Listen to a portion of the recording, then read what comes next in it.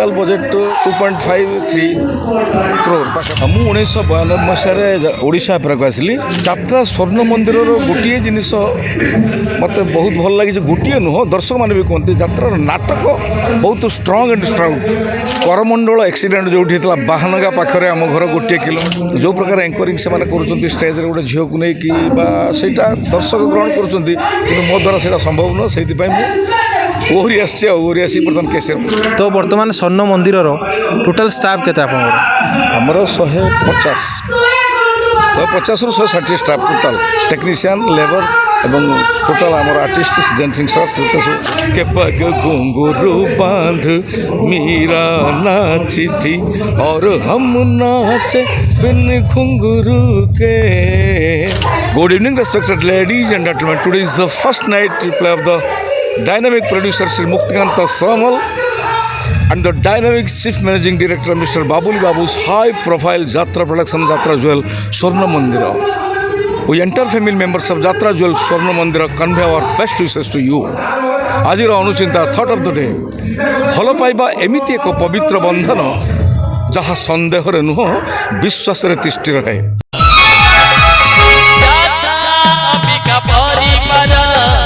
नमस्कार प्रिय दर्शक बंधु मु टिटन कुमार आपण समस्त स्वागत करुच्ची यात्रा अंबिका परिवार गोटे फ्रेश आउ दमदार भिडियो को बर्तमान केन्दुझर जिलार जंगेटा में मंचस्थ करुच्ची स्वर्ण मंदिर बर्तमान से कैंप निकट अच्छु।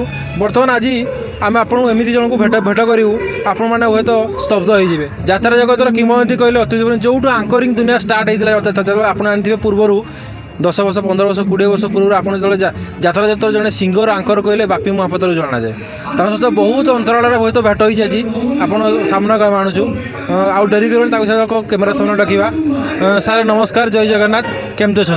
नमस्कार, जय जगन्नाथ। सर्वप्रथम मु यात्रा अंबिका चैनल को स्वागत जनाऊँगी।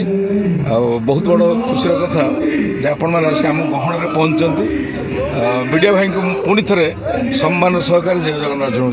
निश्चित भाव आम आम चैनल तरफ धन्यवाद देवु कहीं आम एमती जन वर्षन को आपन सहित भेट करने जाऊँ।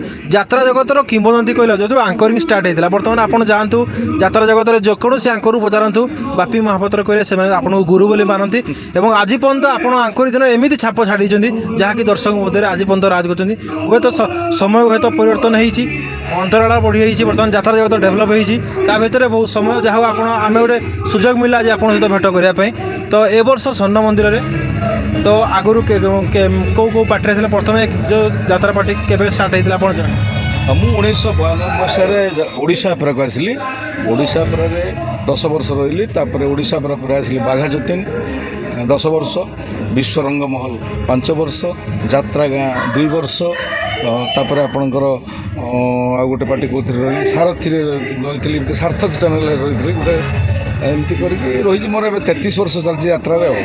स्वर्ण मंदिर केते वर्ष?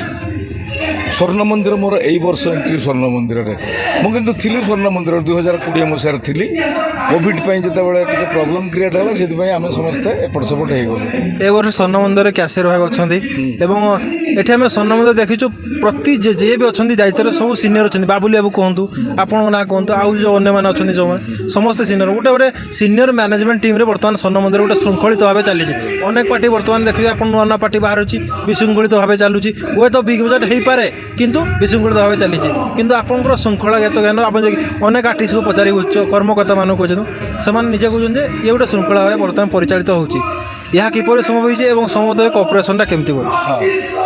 मु प्रथम यात्रा ज्वेल स्वर्ण मंदिर प्रयोजक जहाँ को यात्रा जगत बहुत कम दिन भीतर जानी सी आउ कहीं नुहति से होती young energetic and dynamic producer Srijukta Muktikant Samal आउ से एमती जन व्यक्तित्व कला को एवं कलाकार को भल पाता जड़े व्यक्ति पर्सनालीटी जहाँ भी था ना कहीं तेणु सी भल पाती कला को कलाकार को मुझे प्रथम सम्मान जनाऊँगी सी मत ए वर्ष अनुष्ठान रे सुजोग देते किंतु तार आर विशेषत्व मुख्य विशेषत्व हूँ आमर जो बाबुली बाबू होती मोर जड़े सान भाई घर मो एका गाँव में बालेश्वर जिले में किंतु मत से धौली की नहीं प्रथम आगे नहीं ज्योतिमल तापर धौली में मुझे सहित वर्ष रही मु सिंगर एवं एंकर गोटे पोस्ट थी 2टा पोस्ट तापर ମୋତେ କହିଲେ ଭାଇ ମୋତେ ବଡ଼ ଭାଇ ବୋଲି ସମ୍ମାନ ଦିଅନ୍ତି, ମୁଁ ବି ତାଙ୍କୁ ସାନ ହିସାବରେ ବହୁତ ସମ୍ମାନ ଦିଏ। ସେ ଜଣେ ସୁଦକ୍ଷ ପରିଚାଳକ ଯିଏକି ଧଉଳିଗଣା ଲଗାତାର 10 ବର୍ଷ କରି ଧଉଳିଗଣାଟାକୁ ପୁରା ଶୀର୍ଷରେ ପହଞ୍ଚିଥିଲେ। ବାବୁଲି ବାବୁଙ୍କ ସୁପରିଚାଳନା, ମୁକ୍ତିକାନ୍ତ ସାମଲ ଯିଏକି ଆମର ପ୍ରଯୋଜକ ପ୍ରଡ୍ୟୁସର, ତାଙ୍କର ଭଲ ପାଇବାକୁ ନେଇ ଯାତ୍ରା ସ୍ୱର୍ଣ୍ଣ ମନ୍ଦିର ଏବେ ଟପ୍ରେ ଅଛି। ସମସ୍ତ କଳାକାର ଭାଇମାନେ ଏତେ କୋଅପରେଟିଭ୍ କରୁଛନ୍ତି, ତାହା ମୁଁ କେବେ ବିଶ୍ୱାସ କରିନଥିଲି। ମୋର 33 ବର୍ଷ ଯାତ୍ରା କ୍ୟାରିୟର ଭିତରେ ଯେଉଁ କଳାକାରମାନେ ଅଛନ୍ତି, ଛୋଟ ବଡ଼ କେହି ନୁହେଁ, କଳାକାର ତ କଳାକାର ଆମେ ଆଜ୍ଞା, ଆଉ କାହାକେ ଛୋଟ କାହାକେ ବଡ଼ କହିହେବନି। ବହୁତ ଶୃଙ୍ଖଳାର ସହିତ ଯାତ୍ରା ଜୁଏଲ ସ୍ୱର୍ଣ୍ଣ ମନ୍ଦିର ଚାଲିଛି ଏବଂ ଲଗାତାର ନିଶ୍ଚିତ ଭାବରେ ଚାଲିବ। ବିଶେଷ ଭାବରେ ମୁଁ ସମସ୍ତ ଓଡ଼ିଶା ଦର୍ଶକ, ମୋର ସମସ୍ତ ଦର୍ଶକ ଏବଂ କମିଟିକୁ ଅନୁରୋଧ କରିବି, ଆପଣମାନେ ଯାତ୍ରା ସ୍ୱର୍ଣ୍ଣ ମନ୍ଦିର ଦେଖନ୍ତୁ। ପରିଚାଳନା ଦାୟିତ୍ୱ ବାବୁଲି ବାବୁ ଯେଉଁ ପ୍ରକାର ଏଠି ତୁଲାଉଛନ୍ତି, ବହୁତ ଭଲ ଭାବରେ ସମସ୍ତଙ୍କର ମନ ଭଲ ଅଛି ଏବଂ ବହୁତ ତାଙ୍କୁ ସପୋର୍ଟ ମିଳୁଛି। ଏବଂ ଯିଏକି ଆମେ ଦେଖୁଥିଲୁ 2-4 ବର୍ଷ ବୁକୁ ଫେରିଯିବା, ଗୋଟେ ଦମଦାର ନାଟକ ଥିଲା ସ୍ୱର୍ଣ୍ଣ ମନ୍ଦିର, ହାତୀ ଏକା ଲଢ଼ିବ ରାନୀ ପଣ୍ଡା ଯେଉଁ ନାଟକ ଥିଲା, ସେଇ ନାଟକ ପୁରା ହାଇଲାଇଟ୍ରେ ଥିଲା, ଟିକେଟ୍ ମିଳୁନଥିଲା ଦର୍ଶକମାନଙ୍କୁ ଏବଂ ତା ଯେଉଁ ସ୍ୱର୍ଣ୍ଣ ମନ୍ଦିରର ନାଁ ମଧ୍ୟ ପୁରା ସାରା ଓଡ଼ିଶାରେ ଚର୍ଚ୍ଚିତ ଥିଲା। ତ ବର୍ତ୍ତମାନ ସେଇ ସ୍ୱର୍ଣ୍ଣ ମନ୍ଦିର ବର୍ତ୍ତମାନ ମଧ୍ୟ ଅଛି, ନାଟକ ପରିବେଷଣ କରୁଛି। ଆମେ ପ୍ରସ୍ତୁତି ପ୍ରଯୋଜକଙ୍କର ବହୁତ ବଡ଼ ସହଯୋଗ, ଆଉ ତେଣୁ ତାଙ୍କୁ ତ ଧନ୍ୟବାଦ ଦେବା କଥା। ପୁଣି ସେ କଳାକାରଙ୍କୁ, କଳାକାର ପରିବାରକୁ ଭଲ ପାଉଛନ୍ତି, ଏବେ ବି ପାଉଛନ୍ତି, ପାଉଥିଲେ, ସବୁବେଳେ ସେ ପାଉଥିବେ। ଆଉ ତାଙ୍କର ଉଦ୍ୟମ, ଆଉ ବିଶେଷ କରି ଏ ବର୍ଷ ନୂଆ କରି ମଙ୍ଗ ଧରିଛନ୍ତି ଏହି ପାର୍ଟିର ପରିଚାଳନା ଦାୟିତ୍ୱରେ ସୁଦକ୍ଷ ପରିଚାଳକ ବାବୁଲି ବାବୁ। ଯାତ୍ରା ସ୍ୱର୍ଣ୍ଣ ମନ୍ଦିରର ଗୋଟିଏ ଜିନିଷ ମୋତେ ବହୁତ ଭଲ ଲାଗିଛି, ଗୋଟିଏ ନୁହଁ, ଦର୍ଶକମାନେ ବି କୁହନ୍ତି ଯାତ୍ରାର ନାଟକ ବହୁତ ଷ୍ଟ୍ରଙ୍ଗ ଆଣ୍ଡ ଷ୍ଟ୍ରାଉଟ୍ ନାଟକ, ଏତେ ସୁନ୍ଦର ନାଟକର କାହାଣୀ ଏତେ ମଜବୁତ, ଏତେ ଦୃଢ଼, ଦର୍ଶକ ଶେଷ ପର୍ଯ୍ୟନ୍ତ ଉଠିକି ଯାଇପାରୁନାହାନ୍ତି। ତେଣୁ ଆମେ ଏ ବର୍ଷ ପାର୍ବଣରେ ଭଲ ଭାବେ ଓହ୍ଲାଇଛୁ ଏବଂ ଆହୁରି ମଧ୍ୟ ସକ୍ସେସ୍ ସବୁ ପ୍ରାର୍ଥନା କରୁଛୁ ଶ୍ରୀଜଗନ୍ନାଥଙ୍କୁ, ମା ମଙ୍ଗଳଚଣ୍ଡୀଙ୍କୁ, ମା ଶାରଳାଙ୍କୁ। ଏବଂ ଦର୍ଶକ ଜାଣିବା ପାଇଁ ଚାହିଁବେ ବାପି ମହାତରଙ୍କ ପ୍ରପର ଘର କେଉଁଠି, ଘର ପରିବାର ସବୁ କିଏ କିଏ ଅଛନ୍ତି? ଆମ ଘର ବାଲେଶ୍ୱର ଜିଲ୍ଲା, ସୌର ନିର୍ବାଚନ ମଣ୍ଡଳୀ, କରମଣ୍ଡଳ ଆକ୍ସିଡେଣ୍ଟ ଯେଉଁଠି ହେଇଥିଲା ବାହାନଗା ପାଖରେ ଆମ ଘର, 1 କିଲୋମିଟର ବାହାନଗାରୁ ଆମ ଘର। ମୁଁ ସେଇଠିକାର। ଘରେ ମୋର ମିସେସ୍ ଅଛନ୍ତି, ମୋର ପୁଅ ଗୋଟିଏ, 2ଟି ଝିଅ, ନାତି ନାତୁଣୀ ସମସ୍ତେ ବଡ଼ ବଡ଼ ହେଇଗଲେଣି ଏବଂ ମୋର ଭାଇ, ସାନ ଭାଇ, ଆମେ 4 ଭାଇ। ବାପା ବୋଉଙ୍କର ବଡ଼ ଭାଇ ବ୍ୟାଙ୍କରେ ଥିଲେ, ତାଙ୍କ ତଳେ ମୁଁ, ମୋ ତଳେ ଯିଏ ମୋର ଜଣେ ସାନ ଭାଇ ସେ ମାଡ୍ରାସରେ ଚାକିରି କରିଥିଲେ, ଏବେ ଘରେ ଅବସର ନେଇକି ରହୁଥିଲେ, ଆଉ ଜଣେ ସାନ ଭାଇ ବ୍ୟବସାୟୀ। ଆଉ ସମସ୍ତେ ସପୋର୍ଟ କରୁଛନ୍ତି ମୋତେ ଏବେ ବି ଯାତ୍ରା ଜଗତରେ। ଭାଇ ରୁହନ୍ତୁ, ଭାଇ ଠିକ୍ ଅଛନ୍ତି, ଚାଲିଛି। ଘରେ ଆଉ କିଏ କଳାକାର ଅଛନ୍ତି? ଘରେ କଳାକାର ମୋ ଝିଅ ସାନ ଝିଅ, ସେ କଳାକୁ ପୁରା ନେଇଛି ମୋରି ଭଳିଆ। ସେ ଗୀତ ଗାଇପାରେ, ନାଚିପାରେ, ଆଉ ଏବେ ମୋ ନାତୁଣୀଟେ ହେଇଛି, ସେ ମଧ୍ୟ ଗୀତ ଟିକେ ଗୁଣଗୁଣ ହେଉଛି, ନାଚୁଛି ମଧ୍ୟ, ତା ନାଁ ଗୁଡ଼ିଆ। କ'ଣ ସ୍ୱପ୍ନ ରହିଛି ଆପଣଙ୍କର?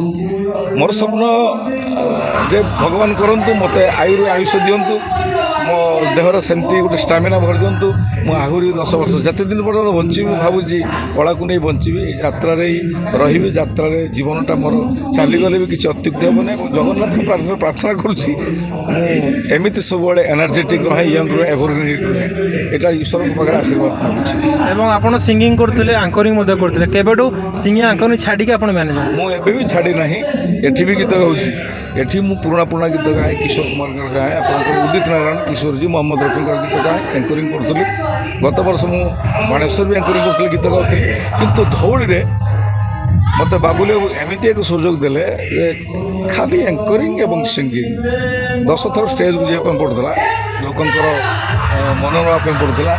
ଆଉ ଏମିତି କଥା। ଆଉ ଏବେ ଏଇ ବର୍ଷ ଜଷ୍ଟ ମୁଁ ଏଠି କେସିଆର ପୋଷ୍ଟରେ ମୋତେ ରଖିଛି, ଗୋଟେ ନୂଆ କହିବା ପାଇଁ ଆପଣ ରୁହନ୍ତୁ ନୂଆ ପୋଷ୍ଟରେ, କାରଣ ଆଉ ବୟସ ଆସ୍ତେ ଆସ୍ତେ ବଢ଼ୁଛି।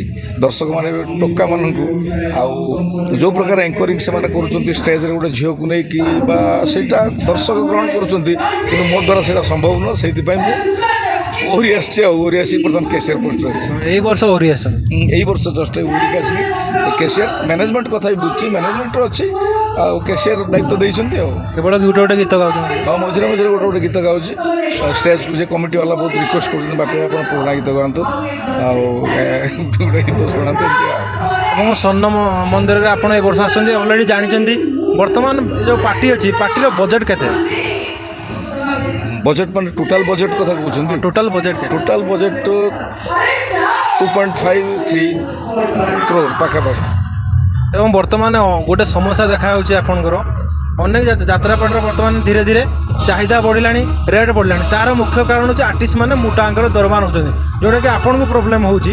କାହିଁକିନା ଆଗରୁ ହୁଏତ କିଛି ଅଂଶରେ ପାର୍ଟିମାନେ ଲାଭ କରୁଥିଲେ, କିନ୍ତୁ ଅନେକ ପ୍ରାୟତଃ ମାକ୍ସିମମ୍ ପାର୍ଟି ଏବେ ଲସ୍ରେ ଚାଲିଛି, ଯାହାର ମୁଖ୍ୟ କାରଣ କଳାକାରମାନଙ୍କ ମୋଟା ଦରମା। ତାକୁ କିପରି ରଖାଯାଇପାରିବ, ଆପଣ ଯେହେତୁ ଏତେ ବର୍ଷର ଏକ୍ସପିରିଏନ୍ସ ଅଛି? ମୁଁ ବି ଜଣେ କଳାକାର, ମୁଁ ଆଜି କ୍ୟାସିୟର ନୁହଁ, ମୁଁ କଳାକାର ହିସାବରେ ମୁଁ ଏତିକି କହିବି, ମାଲିକମାନେ ମଧ୍ୟ ସଜାଗ ହେବା ଦରକାର। ଏବଂ କଳାକାରମାନଙ୍କର ଯେଉଁ ପ୍ରକାର ଦରମା ହୁ ହେଇ ବଢ଼ିଛି, ଆମ ବେଳେ ତ ଦରମା ନଥିଲା। ମୁଁ ଜଣେ ସିଙ୍ଗର ହିସାବରେ ଏବେ ଯେଉଁ କଳାକାରମାନେ ଦରମା ନେଉଛନ୍ତି, ସେମାନେ ତାଙ୍କର ଟ୍ୟାଲେଣ୍ଟ ନେଇକି ନେଉଛନ୍ତି ବା ତାଙ୍କର ଡିମାଣ୍ଡ ଅଛି ମାର୍କେଟରେ, ସେମାନଙ୍କୁ ଖୋଜୁଛନ୍ତି ଆପଣଙ୍କର ଷ୍ଟାରକାଷ୍ଟ କିଏ ପଠାନ୍ତୁ। ଆଜି ଯାତ୍ରା କମିଟି ଏଇଆ ଖୋଜୁଛି, ପ୍ରତ୍ୟେକ ଯାତ୍ରା କମିଟି। ତଥାପି ଆମେ ସମସ୍ତେ ଯଦି ସହଯୋଗ କରିବା, ପାର୍ଟି ମାଲିକ ବଞ୍ଚିପାରିବେ। ଆମ ତରଫରୁ ମୁଁ କଳାକାର ଭାଇ, ମୁଁ କହୁନି ଯେ ନାଇଁ ଆପଣ ଏ କରନ୍ତୁ। ମୁଁ ଜଣେ କଳାକାର ହିସାବରେ କହୁଛି, କଳାକାରମାନେ ବହୁତ ଭଲ କଳାକାର, ବହୁତ ଟ୍ୟାଲେଣ୍ଟେଡ଼, ବହୁତ ଷ୍ଟ୍ରଗଲ୍ କରିଛନ୍ତି from the very beginning, from the childhood. ସେମାନେ ଏତେ କଷ୍ଟ କରିଛନ୍ତି, ଯାତ୍ରା ମାଲିକମାନେ ସୁଯୋଗ ଦେଇଛନ୍ତି ତାଙ୍କ ପରିବାରକୁ ଚଳାଇବା ପାଇଁ। ଗୋଟିଏ ଯାତ୍ରାର 200 ପରିବାର ବଞ୍ଚୁଛି, 170 200 ଭିତରେ ପରିବାର। ଏଇଟା ଧନ୍ୟବାଦ ଦେବି ମାଲିକମାନଙ୍କୁ ପୁଣି ଥରେ ମୁଁ ନମସ୍କାର ଜଣାଉଛି। ତେଣୁ ଏଇଟା ଆମେ ସମସ୍ତେ ଏକତ୍ରିତ ହେଇକି ଯଦି ଆଲୋଚନା ମାଧ୍ୟମରେ କିଛି ହେଇପାରିବ, ଯାତ୍ରା ମାଲିକ ଏବଂ କଳାକାରମାନେ ବସି ଯଦି କିଛି ଆଲୋଚନା କରିବେ, ତାର କିଛି ସୁଫଳ ମିଳିବ ବୋଲି ମୋର ଆଶା ଏବଂ ବିଶ୍ୱାସ। ଯଦି ଆର୍ଟିଷ୍ଟମାନଙ୍କୁ ହୁଏତ ଯଦି ଗୋଟିଏ ବର୍ଷ ଯେଉଁ ଏଗ୍ରିମେଣ୍ଟ କରାହେଉଛି, ତାକୁ ଯଦି 2-4 ବର୍ଷ କରାନ୍ତା, ହୁଏତ କିଛି କାଂଶରେ କମିଯାଇଥିବ। ଆପଣଙ୍କ ମତରେ କ'ଣ? ହଁ, ସେଇଟା ଏକଦମ ଠିକ୍, ନିଶ୍ଚିତ ଏମିତି ଅଛି। ଏବେ ବି ମୁଁ ମୋ ପିରିୟଡ଼ରେ କହୁଛି, 3 ବର୍ଷ କରି ରହିଛନ୍ତି କଳାକାର, ଏଗ୍ରିମେଣ୍ଟ ହେଇଛି ଭଲ ପାର୍ଟିରେ ସବୁ। ବାଘା ଜ୍ୟୋତିରେ ମୁଁ ଥିଲି ଯେତେବେଳେ, ସେତେବେଳେ 3 ବର୍ଷ ରୁହନ୍ତି। 3 ବର୍ଷ ପରେ 5 ବର୍ଷ ବି ବଢ଼ିଯାଏ, କାରଣ ଭଲ ପାଇବା ପ୍ରଯୋଜକ, ପରିଚାଳକ ଏବଂ ସମସ୍ତଙ୍କ ଭଲ ପାଇବା କଳାକାରମାନେ ସେଠି ରହିଯାଆନ୍ତି। ସେଇଟା ତ କଲେ ଆହୁରି ବଢ଼ିଆ ହେବ। ନିଶ୍ଚିତ ଭାବରେ ଭଲ ପ୍ରଶ୍ନ ଆପଣ କଲେ। 3 ବର୍ଷ ହେଲେ ବଜେଟ୍ ନିଶ୍ଚିତ ଭାବରେ କମିବ, ଡେଟ୍ ସିଓର ଏକଦମ। ଏବଂ ଯଦି 3 ବର୍ଷ ହୁଏ, ଯେଉଁ କଳାକାରମାନେ ମୋଟାଙ୍କର ଦରମା ଡିମାଣ୍ଡ କରିଥିଲେ, ସେମାନେ 3 ବର୍ଷ ପର୍ଯ୍ୟନ୍ତ ଗୋଟିଏ ପାର୍ଟିରେ ସ୍ତବ୍ଧ ହୋଇକି ରହିବେ, ସେମାନେ କନଷ୍ଟାଣ୍ଟ ହୋଇକି ରହିବେ, ଯାହାଦ୍ୱାରା ସେମାନେ ଆଉ କିଛି ଡିମାଣ୍ଡ କରିପାରିବେନି। ଯଦି ଏମିତି ହେଉଛି, ଯଦି ଗୋଟିଏ ବର୍ଷ ଯେଉଁ ଆର୍ଟିଷ୍ଟ ମାନେ ବେଶୀ ଡିମାଣ୍ଡ କରନ୍ତି, ତାକୁ ଯଦି ଗୋଟିଏ ବର୍ଷ କୌଣସି ପାର୍ଟି ମାଲିକ ନିଅନ୍ତି ନାହିଁ, ତାଙ୍କର ଏତିକି ବଜେଟ୍ ଭିତରେ ଗୋଟେ ପାରାମିଟର ରଖାଯିବ ଯେ ଏତିକି ବଜେଟ୍ ଭିତରେ ରହିବ, ତାହେଲେ ହୁଏତ କୌଣସି ମାଲିକ ରହିଲେ ସେମାନେ ବାଧ୍ୟ ହୋଇକି ସେତିକି ପାର୍ଟିରେ ସେଇ ଟଙ୍କାରେ ରହିବା ପାଇଁ ଚେଷ୍ଟା କରିବେ। ହଁ, କିନ୍ତୁ ମୋର ଏତିକି, ଆପଣ ଯେ ପ୍ରଶ୍ନ କଲେ ତାର ପ୍ରଶ୍ନର ଉତ୍ତର ହେଉଛି, ପ୍ରଯୋଜକ ମହୋଦୟ ଏବଂ କଳାକାରମାନେ ଆ ଭିତରେ ବସିକି ଆଲୋଚନା କରିବା ନିହାତି ଦରକାର। ଆଲୋଚନା ନ କଲେ କିଛି ଫଳ ମିଳିବନି। ସେମାନେ କହିବେ ଆମେ ଏମିତି କରୁଛୁ ଆଲୋଚନା, ଗୋଟେ ପାର୍ଟିର ବଜେଟ୍ ଏଇଆ, ଯେ ଆଲୋଚନା ମଧ୍ୟରେ ଆଉ କାହାରି କଥା ମୁଁ କହିପାରିବିନି, କହିଲେ ଅତ୍ୟୁକ୍ତି ହେବ। ତାର କାରଣ ହେଉଛି ଯେ ଜଣକୁ ଇଣ୍ଡିକେଟ୍ କରି କହିବା ଠିକ୍ ନୁହଁ। ଆଉ ନହେଲେ କଳା ସଂସ୍ଥା ଆସ୍ତେ ଆସ୍ତେ ଅବଶ୍ୟ ମାଲିକମାନେ ବହୁତ ଇନଭେଷ୍ଟ କରୁଛନ୍ତି, ସେ ପ୍ରକାର ରେମ୍ୟୁନେରେସନ୍ ସେମାନେ ପାଉଛନ୍ତି କି ନାହିଁ ଆମେ ବି ଜାଣିନାହୁଁ। ଆଉ ତେଣୁ ମୁଁ ଭାବୁଛି ଆଲୋଚନା ପରସ୍ପର ମଧ୍ୟରେ ଭଲ ସମ୍ପର୍କ, ପାରିବାରିକ ସମ୍ପର୍କ ରଖିକି ଆଲୋଚନା କଲେ ନିଶ୍ଚିତ ସୁଫଳ ମିଳିବ ମୋର ଆଶା ଏବଂ ବିଶ୍ୱାସ। ଏବଂ ଯାହା ଦେଖାଯାଉଛି ଏଇଥିରେ କେବଳ ଲସ୍ ହେଉଛି ମାଲିକଙ୍କର, କାହିଁକିନା ଯେତିକି ଇନଭେଷ୍ଟ ହେଇ ଚାଲିଛି, କଳାକାରମାନେ ମୋଟା ଦରମା ନେଲେ, ଯଦି ପାର୍ଟିର ବଜେଟ୍ ବଢ଼ିଲା ତ କମିଟି ମାନେ ତାକୁ ଆଉ ଆକ୍ସେପ୍ଟ କରିପାରୁନାହାନ୍ତି। ଯାହାଦ୍ୱାରା କି ଆପଣ ଦେଖନ୍ତୁ, ବର୍ତ୍ତମାନ ଗୋଟେ ବିଗ୍ ବଜେଟ୍ ପାର୍ଟି ଆପଣ ଦେଖନ୍ତୁ, ଆପଣଙ୍କ ୟାଙ୍କର ଯଦି ପାର୍ଟି ଆସୁଛି, ମିନିମମ୍ 3 ଲକ୍ଷ ବଜେଟ୍ ପର୍ ନାଇଟ୍। ଯଦି 3 ଲକ୍ଷ ଯଦି ବୁକିଂ ହୁଏ 5 ରାତି ପାଇଁ, 15 ଲକ୍ଷରୁ କମସେ କମ୍ କୌଣସି କମିଟି ସେତିକିରେ ସୁଇଟେବୁଲ୍ ହୋଇପାରିବ ନାହିଁ କମିଟି ପାଇଁ, ଯାହାଦ୍ୱାରା କି ସେମାନେ ଉହୁରି ଯାଉଛନ୍ତି କଲ୍ ଦେବା ପାଇଁ। ତାଦ୍ୱାରା କେବଳ ମାଲିକର ହିଁ ଲସ୍ ହେଉଛି। ତ ଯଦି ୟାର ପ୍ରତିକାର କିଛି ହେଇପାରିଥାନ୍ତା, ଯଦି ଅନେକ ମାଲିକମାନେ ଏହି ଆଲୋଚନା ମାଧ୍ୟମରେ ଯଦି ପ୍ରତିକାର କରନ୍ତେ, ନିଶ୍ଚିତ ଭାବେ କମିଟି ବାଲା ମଧ୍ୟ ଉପକୃତ ହୁଅନ୍ତେ, ଯାତ୍ରା ଜଗତ ମଧ୍ୟ ବଞ୍ଚି ରହନ୍ତା। ତ ବର୍ତ୍ତମାନ ସ୍ୱର୍ଣ୍ଣ ମନ୍ଦିରର ଟୋଟାଲ୍ ଷ୍ଟାଫ୍ କେତେ ଆପଣଙ୍କର? ଆମର 150ରୁ 160 ଷ୍ଟାଫ୍ ଟୋଟାଲ୍, ଟେକ୍ନିସିଆନ୍, ଲେବର ଏବଂ ଟୋଟାଲ୍ ଆମର ଆର୍ଟିଷ୍ଟ, ଡ୍ୟାନ୍ସିଂ ଷ୍ଟାର୍ସ ଯେତେ ସବୁ ଅଛନ୍ତି। ଯେତେବେଳେ ଆର୍ଟିଷ୍ଟମାନଙ୍କୁ ପେମେଣ୍ଟ ଦିଆହେଉଛି, ଯେହେତୁ ଆପଣ କ୍ୟାସର ଅଛନ୍ତି, ତ ସବୁ କେମିତି ୱେରେ ପେମେଣ୍ଟ ଦିଆଯାଏ? ତାଙ୍କୁ ଫାଷ୍ଟ ଆଡ଼ଭାନ୍ସ ଦିଆଯାଏ ନା ପୁରା ଫୁଲ୍ ପେମେଣ୍ଟ ଦିଆହେଉଛି, କେମିତି ସିଷ୍ଟମ୍? ନାଇଁ, ପ୍ରଥମେ ତାଙ୍କୁ ସମଥିଙ୍ଗ ଆଡ଼ଭାନ୍ସ ଯାହା ବି ହେଉ ଗୋଟେ 1/4 ବା 4 ଭାଗରୁ ଭାଗେ, ଯାହାର ଦରମା ଯେତିକି ହେଲା ଦିଆଯାଏ। ଆଉ ବାକି ଯେ ପଇସାଟା ଦେଲା ସେଟା ମନ୍ଥଲି ଡିଭାଇଡ଼ କରାଯାଏ ଇଣ୍ଟୁ 10/10ରେ କରିଗଲା ପରେ ଆପଣ ଯେତିକି ଯାହା ପଡ଼ିବ ମନ୍ଥଲି ସେମାନଙ୍କୁ ପେମେଣ୍ଟ ଦିଆଯାଏ। ଏବଂ ଜଣେ କଳାକାର ଯେତେବେଳେ କିଛି ପ୍ରୋବ୍ଲେମ୍ ହେଉଛି, ତାର ଏମିତି ଏମର୍ଜେନ୍ସି କାମ ପଡ଼େ, ତାର ସବଷ୍ଟିଟ୍ୟୁଟ୍ ପାଇଁ କେମିତି ବ୍ୟବସ୍ଥା ହେଇଛି? ଆଜି ପର୍ଯ୍ୟନ୍ତ ତ ସେମିତି ହେଇନାହିଁ, ତଥାପି ବହୁତ କଳାକାରମାନଙ୍କର ସେଇଥିପାଇଁ ଡିରେକ୍ଟର, ରାଇଟର ମାନେ, ପ୍ରଯୋଜକ ଆଲୋଚନା ନେଇକି ସେମାନେ ଜଣ ଜଣ ଦୁଇ ଜଣଙ୍କୁ ଅଫ୍ ଦିଅନ୍ତି ଗୋଟେ ଗୋଟେ ନାଟକରେ। ସପୋଜ୍ ଭଗବାନ ନ କରନ୍ତୁ ସେମିତି କାହାରି କଳାକାର ଜୀବନରେ ଆସୁ, ସପୋଜ୍ ତାର ଆଜି ଗୋଟେ ପ୍ରୋବ୍ଲେମ୍, ତାର ସବଷ୍ଟିଚ୍ୟୁଟ୍ରେ ଯିଏ ଥିବ ଅନ୍ୟ ତାଙ୍କୁ ଡାକିଲେ ସେ ପାର୍ଟଟା କରିପାରନ୍ତି। ସେଇଟା ହେଉଛି ମାନେ ଖୋଲା ମଞ୍ଚରେ ଯାତ୍ରା ଅଭିନେତାମାନଙ୍କୁ ପୁଣି ସାଙ୍ଗେ ସାଙ୍ଗେ ସେମାନେ ସେ ରୁଲ୍ଟା କରିଦିଅନ୍ତି। ଏମିତି ହେଇଛି ବହୁତ ଜାଗାରେ। ଏବଂ ଆପଣଙ୍କ ସମୟର ଯାତ୍ରା ସିଏ ଥିଲା ନିଶା, ବର୍ତ୍ତମାନ ହେଇଗଲା ପେସା, ୟାର ଫରକ ଆପଣ କ'ଣ ପ୍ରଭେଦ କରୁଛନ୍ତି?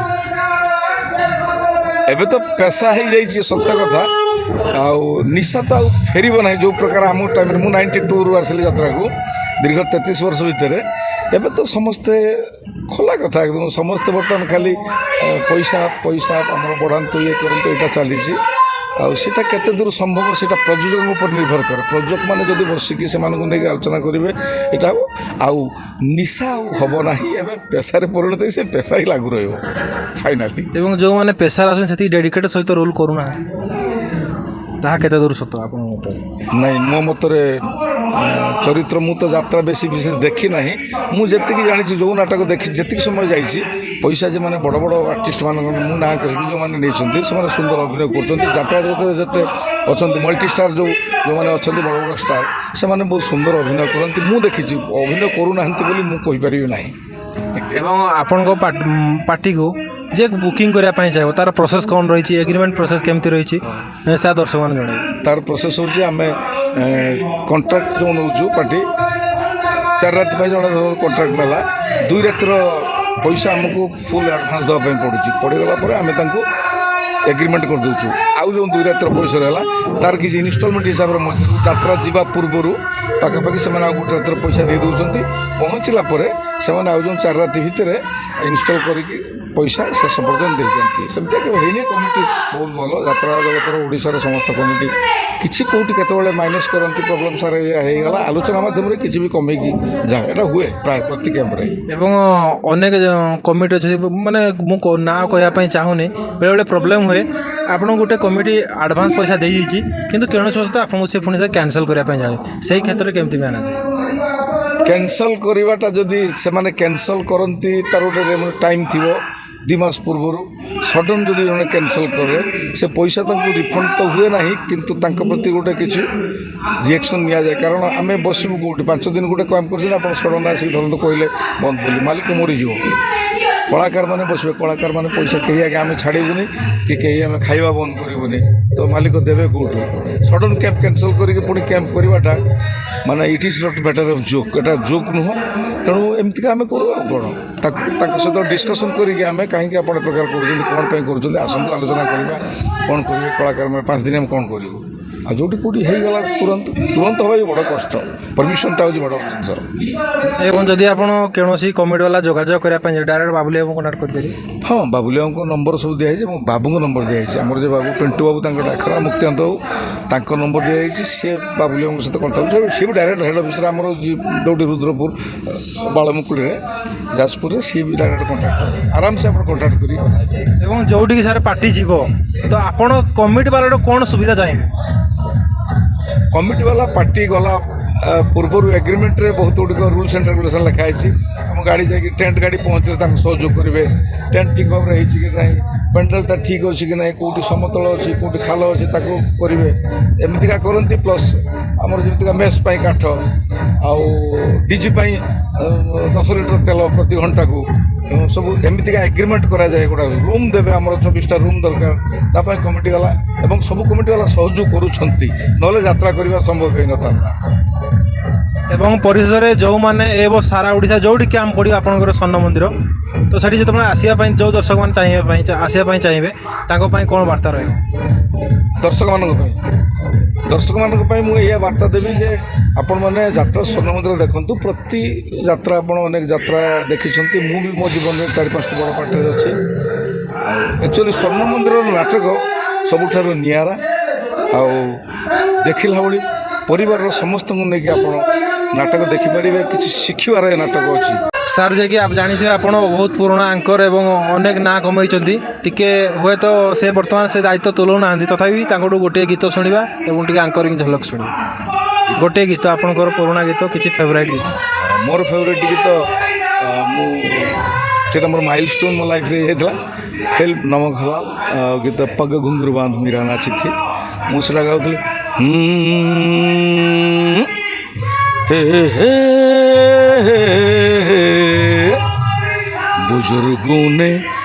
बुजुर्गों ने फरमाया कि पैरों पे अपने खड़े होके दिखलाओ फिर ये जमाना तुम्हारा है जमाने के सुरताल के साथ चलते चले जाओ फिर हर तराना तुम्हारा फसाना तुम्हारा है।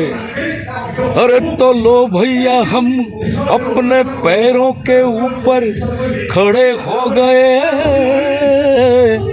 और मिला ली है ताल दबा लेगा दम तो तले उंगलियां अलियां ये जहां देख कर अपनी चाल के पग घुंघरू बांध मीरा नाची थी और हम नाचे बिन घुंघरू के पग घुंघरू बांध मीरा नाची थी। वो तीर भला किसी काम का है जो तीर निशाने से चूके रे के पग घुंघरू। एंकरिंग झलक Good evening, respected ladies and gentlemen. Today is the first night replay of the dynamic producer Sri Muktikanta Samal and the dynamic chief managing director Mr. Babuli Babu's high-profile Jatra production Jatra Jewel Swarna Mandira.